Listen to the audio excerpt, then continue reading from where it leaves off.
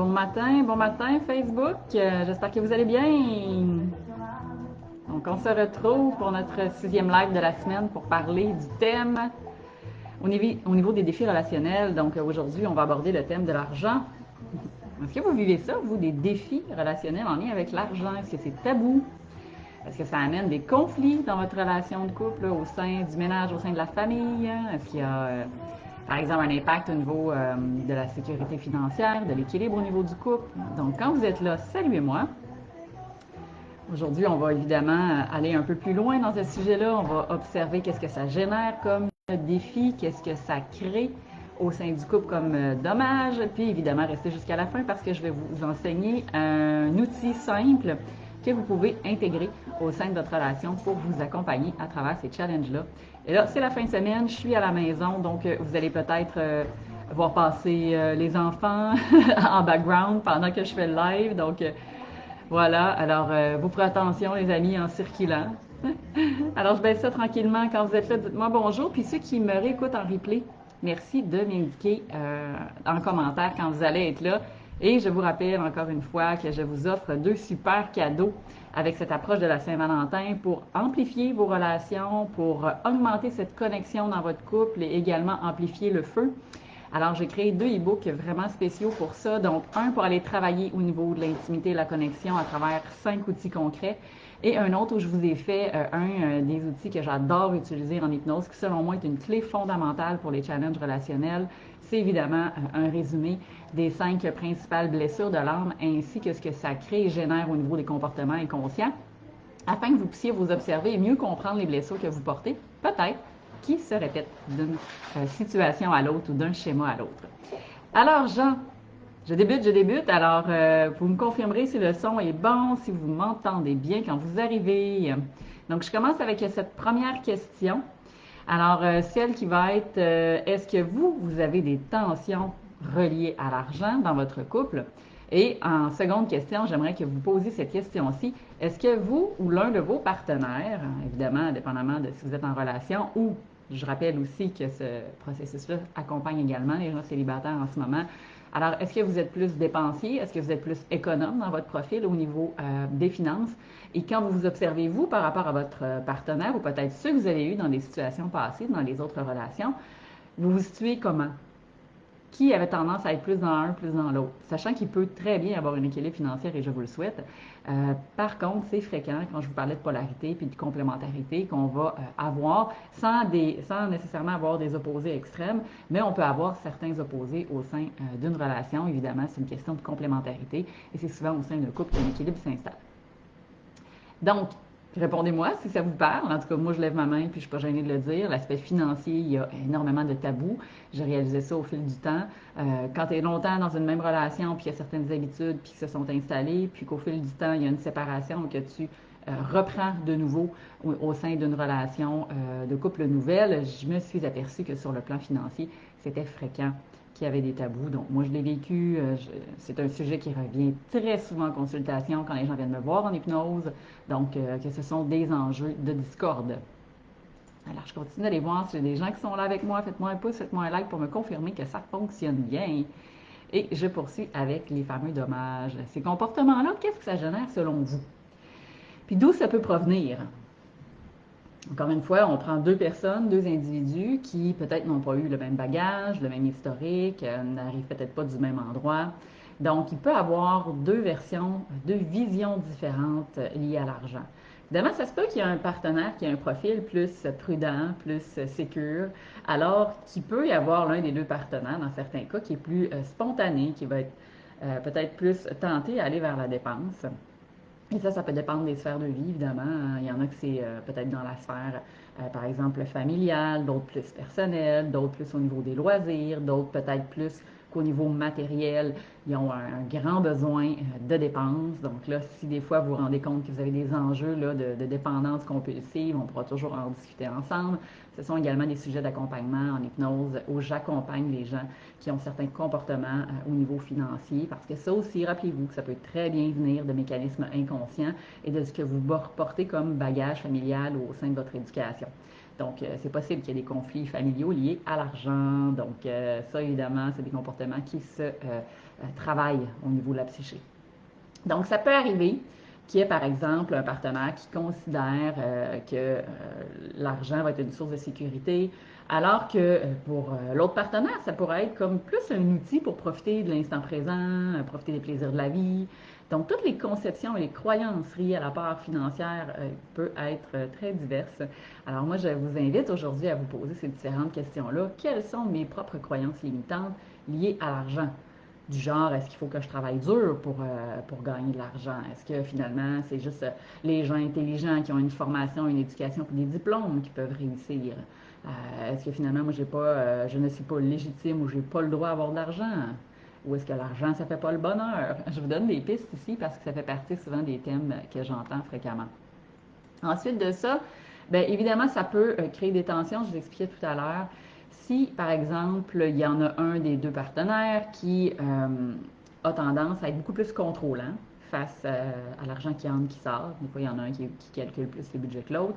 Puis, il y en a un qui peut donner l'impression d'être plus irresponsable, c'est-à-dire qui s'en préoccupe, mais qui s'en préoccupe pas trop, hein, parce qu'encore une fois, on n'a pas tous la même relation à l'argent, c'est évident.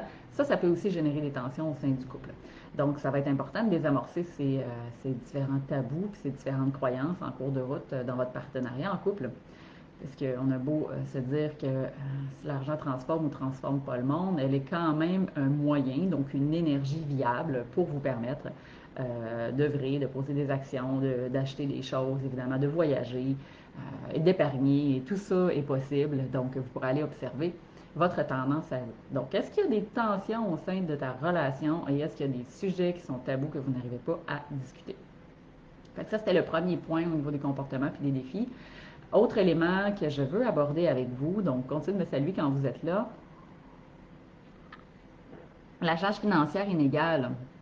Est-ce que ça vous est déjà arrivé d'avoir l'impression qu'il y avait, mettons, un des deux dans le couple qui peut-être avait une charge supplémentaire ou une responsabilité financière supplémentaire?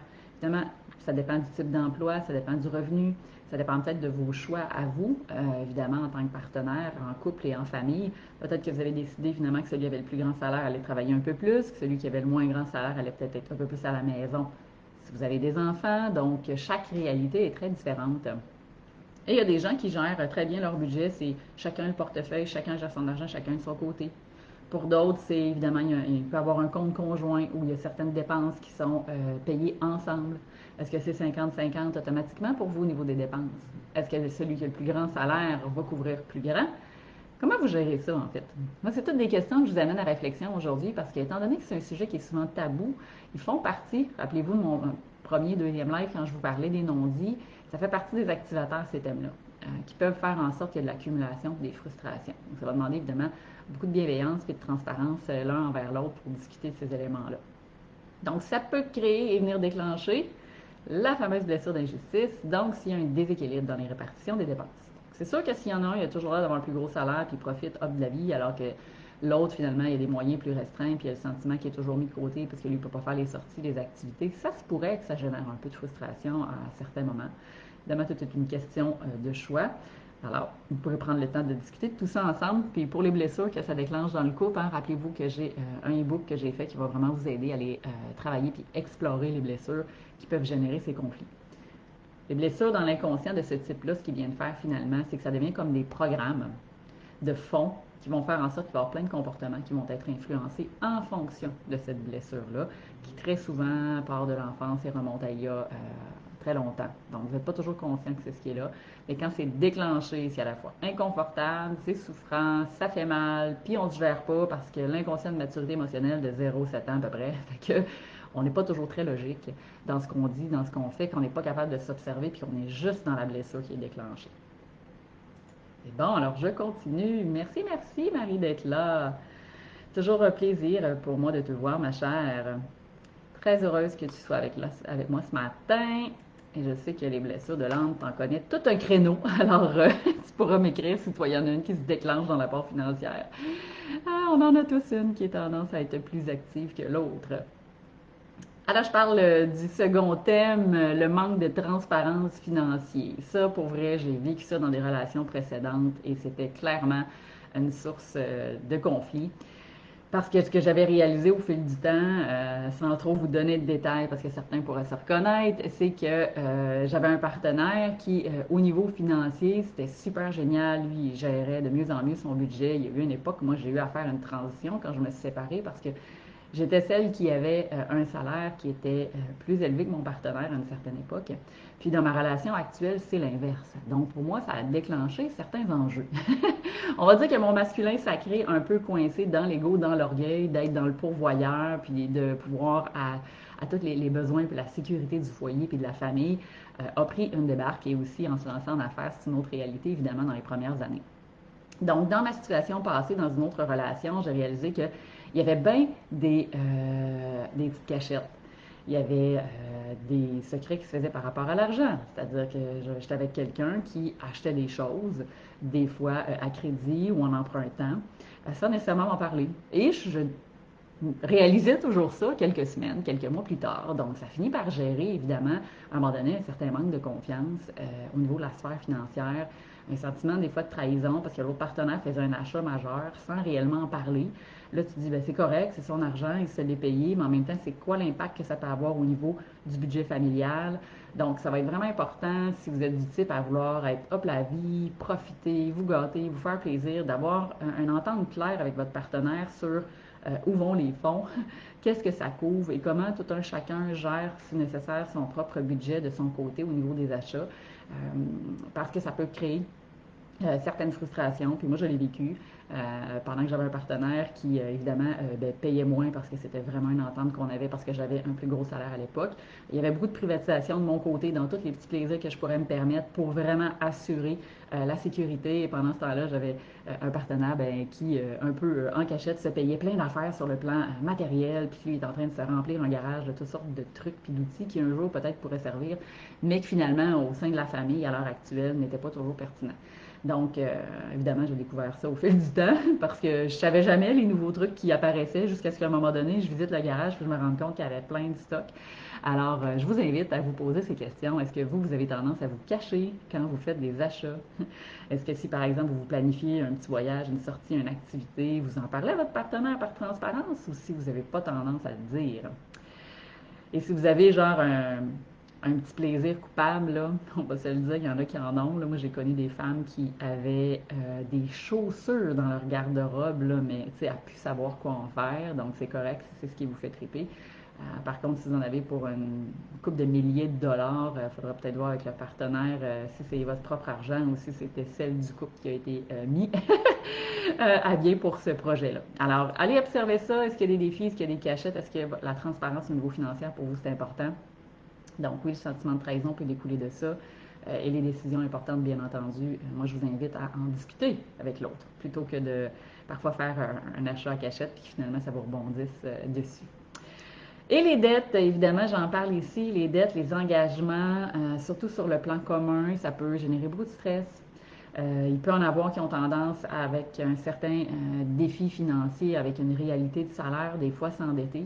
Ça peut générer du stress. Donc, si vous avez un ou l'autre des partenaires qui a plus tendance à vivre l'insécurité financière, moi, je vais vous inviter à aller explorer ces enjeux-là afin que vous puissiez être le plus possible transparent, comme je l'ai dit tout à l'heure, puis qu'il n'y a pas de mauvaise surprise qui génère justement soit de l'injustice ou qui active la blessure de la trahison. Et si c'est le cas, bien évidemment, vous avez toujours des outils pour les adresser en m'écrivant en commentaire, là, amour ou feu, pour que je puisse vous envoyer mes 2 e-books en cadeau. Donc, pour devenir, parle de l'avenir peut-être, il y en a sur la sphère financière, comme je vous disais tout à l'heure, il y a un aspect très sécuritaire, dont eux, ils sont vraiment beaucoup en train de projeter par rapport à la retraite plus tard dans les plans, alors qu'il y en a qui sont très, hop, la vie, on vit au jour le jour, donc on va comme adresser au fur et à mesure qu'est-ce qui est là, donc votre situation à vous, est-ce que vous êtes quelqu'un qui est épargné, est-ce que vous êtes quelqu'un qui pour vous c'est pas vraiment important d'avoir de l'argent de côté? J'ai rencontré aussi des situations dans les couples où il y en avait un pour qui c'était super important d'avoir des assurances qui couvrent en cas de décès ou en cas de maladie, alors que pour un autre, il disait, moi c'est de la merde, j'investirai jamais de l'argent là-dedans, c'est lancer mon argent par les fenêtres. Donc, évidemment, vous voyez, ça peut être un peu comme la sphère parentale. On peut arriver de 2 mondes différents, avoir 2 réalités, des croyances et des façons de voir la sphère financière et l'énergie de l'argent d'une certaine manière. Donc, pour éviter que ça amène à des tensions, des disputes, un sentiment de contrôle ou de déséquilibre dans les choix dans la sphère financière, à une perte de confiance en l'autre, à un impact au niveau des projets communs, parce que peut-être que si vous ne créez jamais de projet commun ensemble, ça va finir par faire ce que ça a pu faire dans une certaine époque dans ma relation. Donc, ce qui aussi anime le couple, ce sont évidemment les projets. Donc, s'il n'y a jamais rien ensemble que vous pouvez bâtir, construire ou partager, ça risque d'être un petit peu plus complexe. Et au fil du temps, vous savez, j'en ai parlé dans mon live quand je parlais de fréquence, d'intimité et de relations sexuelles. Vous irez voir les précédents lives cette semaine. Ça peut évidemment diminuer l'impact au niveau de votre connexion, de votre communication, de la complicité. Donc, la sphère financière peut devenir très envahissante. Donc, on le sait, si ça prend toute la place, qu'il y a beaucoup d'insécurité puis que ça génère du stress, ça, c'est un tue l'affection, l'amour puis le désir progressivement. Donc, tranquillement, il va y avoir de plus en plus de défis pour que vous puissiez vous ramener dans cette connexion-là intime, puis sur le plan affectif, vous puissiez vous connecter ensemble. Donc, évidemment, vous voyez, il peut y avoir beaucoup d'impacts majeurs. Et là, on parle juste d'argent ici, alors que l'argent, c'est une forme d'énergie, mais ça peut vraiment créer autre chose. Maintenant, qu'est-ce qu'on fait avec ça? J'aurais envie de vous entendre. Je ne sais pas ceux qui sont là avec moi ou en replay, vous m'écrirez si vous avez déjà rencontré ça, ça a été quoi vos pistes de solutions, comment vous avez fait vous, puis qu'est-ce que ça a créé de nouveau quand vous avez apporté des changements. Écrivez-moi ça en commentaire. C'est correct quand il y en a. Je pense que je touche des sujets un peu sensibles cette semaine parce que j'ai beaucoup de commentaires en privé, puis c'est génial sur Messenger, mais je me rends compte que directement ici sur Facebook, les gens sont pas à l'aise. Fait que c'est correct. Continuez de m'écrire en privé. Ça me fait plaisir de vous lire, de vous répondre, puis de vous amener dans des pistes de réflexion, puis de, si nécessaire, évidemment, vous accompagner. Là, ça va me faire plaisir d'être là. Alors, on fait quoi? Ici, j'ai le goût de vous proposer un outil pour améliorer ça. Je vous l'ai dit, je l'ai vécu dans une ancienne relation, je l'ai vécu dans cette relation aussi, ce thème-là, où le défi par rapport à l'argent, j'ai eu des croyances à aller défaire moi aussi de mon côté, et évidemment mon partenaire également, quand on s'est assis pour discuter de ça, puis même faire appel, nous, dans notre situation, à une conseillère financière, c'est-à-dire quelqu'un qui, extérieur, allait avoir un regard global sur notre situation financière commune, ça nous a aussi aidé d'avoir quelqu'un de neutre qui, à travers son regard, ses connaissances, nous permettait peut-être d'aviser ou d'éclairer certains choix ou décisions, ne serait-ce qu'au niveau de l'épargne, au niveau des fois de diminuer certaines dépenses et de nous donner des stratégies pour améliorer sur le plan financier. Donc, si vous voulez rencontrer quelqu'un qui peut vous accompagner, vous pouvez m'écrire aussi, je pourrais vous référer des personnes de confiance. Donc, prendre les discussions sur l'achat constructif et équilibré. Donc, c'est sûr que ça va demander une rencontre au sommet. Je l'ai dit depuis le jour 1, la communication et l'écoute au sein du couple est hyper importante pour que ça fonctionne bien. Donc, pour rendre ça quand même confortable et vous empêcher, comme ça, d'étirer ça puis d'accumuler dans les non-dits, moi, je vous invite à vous planifier peut-être une période dans le mois pour aborder ce sujet-là. Ça peut être pour aborder d'autres sujets. Je vous parlais d'intimité dans mon e-book, je le dis. Plus vous allez le faire fréquemment dans une semaine, mieux ça va être pour la connexion au niveau de l'intimité, dans l'apport financier. Est-ce que c'est parce que je suis du monde des affaires? Pour moi, il y a des fins de mois, donc il y a une gestion financière, il y a une gestion de budget. Donc, dans l'outil, moi, ce que je vous propose, c'est peut-être d'intégrer justement une rencontre tranquille, sans distraction, dans un espace neutre où vous allez pouvoir échanger sur la sphère financière puis vous donner un rendez-vous au moins une fois par mois. De un, pour clarifier les attentes de tout un chacun par rapport à l'épargne, par rapport aux dépenses, par rapport à vos projets, donc aux rêves, à ce que vous souhaitez faire, à ce que peut-être au niveau de l'avenir vous aimeriez créer, afin de vous permettre de prendre des décisions ensemble plus éclairées. Donc, avoir moins le sentiment d'à la fois de subir, subir séparément de votre côté les enjeux, puis ce que j'ai observé dans ma relation actuelle, c'est qu'il y avait souvent beaucoup d'insécurité de part et d'autre, mais, encore une fois, dans la peur de déplaire ou pas pouvoir alarmer ou pas vouloir déclencher l'autre dans les blessures, on restait chacun de notre côté avec nos propres insécurités, puis toutes ces réflexions-là, plutôt que s'en parler. Quand plutôt on s'est assis, puis qu'on s'est mis à en discuter ensemble, ben là, de un, sur le plan émotionnel, ça nous a permis de un, décharger, de deux, finalement, se comprendre, de deux, réaliser qu'on était à la même place, puis finalement, se rendre compte que dans cette discussion-là ouverte, ça avait clairement facilité après les prises de décision et les actions concrètes pour aller mettre des outils de solution. Donc, on ne peut pas juste rester coincé dans l'inconfort. Donc, clarifier vos attentes, évidemment, ça va vous aider à prendre des décisions justes. Une autre petite option que je vous laisse ici, qui pourrait être très intéressant en termes d'outils, On avait commencé à créer ça dans les premières années qu'on s'est rencontrés, un peu comme un vision board relationnel de couple. Donc, à travers, voici nous, qu'est-ce qu'on aimerait, c'est quoi nos rêves, nos désirs à court, moyen, long terme, qu'est-ce qu'on aimerait finalement réaliser, pour voir si à la fois on a des points communs pour se rallier, pour commencer à préparer des projets, puis déterminer sur le plan financier aussi qu'est-ce qui serait nécessaire. Donc, le Vision Board aide à ça, hein, parce que vous savez, l'inconscient qui manifeste avec le symbolisme, plus il voit quelque chose, plus il s'active, puis il peut se permettre d'aller dans cet élan-là.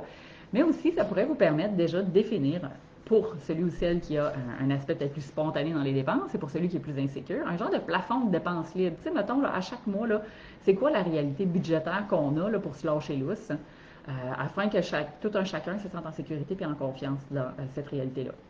Donc, ça peut être d'avoir un petit pot budget plaisir, genre, regarde, avec cet argent-là, on met ça là-dedans, on va au resto, si on a besoin de, je sais pas, s'acheter quelque chose sur le plan matériel, un vêtement, ou de se payer un spa, ou là, vous allez pouvoir avoir une espèce de cagnotte plaisir où, ensemble, vous allez mettre l'argent là-dedans. Donc, ce que ça fait, c'est qu'énergétiquement, on le sait, quand deux partenaires contribuent dans la sphère de l'énergie à nourrir un même axe dans le plaisir, bien évidemment, ça va s'empuissancer, ça va le manifester. Donc, ça va créer cet équilibre sur la part financière.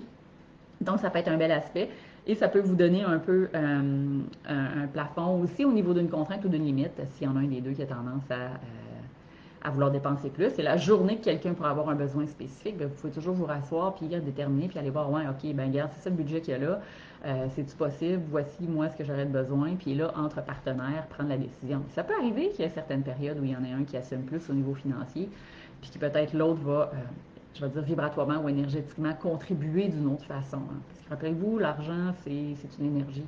Donc, des fois, on contribue plus dans un apport financier ici. Des fois, il peut y avoir quelqu'un d'autre qui contribue plus dans une action de faire quelque chose. Donc, tout ça, finalement, ramène une forme d'équilibre quand même au niveau du couple. Bon, alors je poursuis, je poursuis. Je ne sais pas si j'ai encore des gens avec moi. De toute façon, vous allez pouvoir écouter tout ça en replay, mes chers amis. Et je m'occupe de mettre chacun des lives. Pour ceux qui ne le savent pas, j'ai une chaîne YouTube qui roule depuis plusieurs années. Donc moi, je remets toutes les vidéos sur YouTube. Donc si vous êtes moins Facebook, vous n'êtes pas tanné de me voir la face, puis vous voulez continuer de m'entendre parce que vous trouvez ça intéressant, ce que je vous enseigne comme outil et comme stratégie de coaching au sein du couple, allez vous abonner à ma page YouTube. J'ai aussi mon podcast et il y a les infos sur le site web www.harmoniesoi.ca. Vous allez tout retrouver au même endroit et en vous abonnant, bien, à chaque fois qu'il va y avoir une nouvelle vidéo, vous allez être sûr de l'avoir passé. Vous allez avoir les notifications. Avec l'algorithme Facebook, des fois, c'est plus compliqué. Donc, en gros, je vous rappelle les points clés d'aller voir au sein de votre relation. C'est quoi vos plus grands défis au sein du couple? Évidemment, allez voir, vous, est-ce que c'est possible d'intégrer ça, une espèce de rencontre hebdomadaire pour parler de stratégie et d'outils financiers. Puis, je vous rappelle encore une fois que si vous voulez aller plus loin dans cette quête, dans cette démarche-là, j'ai créé 2 e-books. Donc, un pour amplifier la connexion relation intime. Donc, c'est les 5 exercices chouchou que moi et mon conjoint, on a intégrés dans notre intimité, après avoir fait plusieurs accompagnements, de la thérapie, des retraites tantriques. Donc, on est allé chercher les meilleurs outils qui, pour nous, fonctionnent bien. Et le e-book sur les 5 blessures de l'âme, qui vous amène dans des schémas relationnels avec des stratégies pour vous en sortir et mieux vous comprendre. Et évidemment, si je fais tous ces super lives-là aussi, c'est parce que j'ai envie de vous donner du contenu, de la matière connectée avec ma communauté qui ont des défis relationnels. Parce que moi et Patrick, à partir de la semaine prochaine, le parcours transformationnel face à face, donc l'itinéraire de l'amour conscient, on va démarrer ça sous formule de coaching, d'accompagnement de groupe en présence au Centre Holistique Harmonie. Les inscriptions se termine demain pour notre premier groupe. Donc, évidemment, si ça vous intéresse, c'est toujours le temps de s'inscrire. On a fait un tarif pour les gens qui sont seuls et on a aussi un tarif pour les gens qui sont en couple. C'est autant hommes, femmes qui peuvent participer, célibataires ou gens qui sont en couple parce qu'on sait très bien qu'améliorer sa relation à soi, c'est la clé fondamentale. Et plus il va y avoir d'amour propre, plus on va pouvoir partager cet amour-là au sein du couple. Donc, je t'invite à écrire feu ou amour en commentaire si tu as le goût d'en savoir plus et de recevoir mes e-books en cadeau. Je te dis à bientôt. Puis, fort probable que je vais revenir te voir demain. J'avais parlé d'un top 6, mais à matin, j'étais inspirée. Il va peut-être avoir un petit bonus, le top 7, dernier challenge relationnel les plus courants en couple. Fait que viens me retrouver demain si tu veux en savoir un peu plus.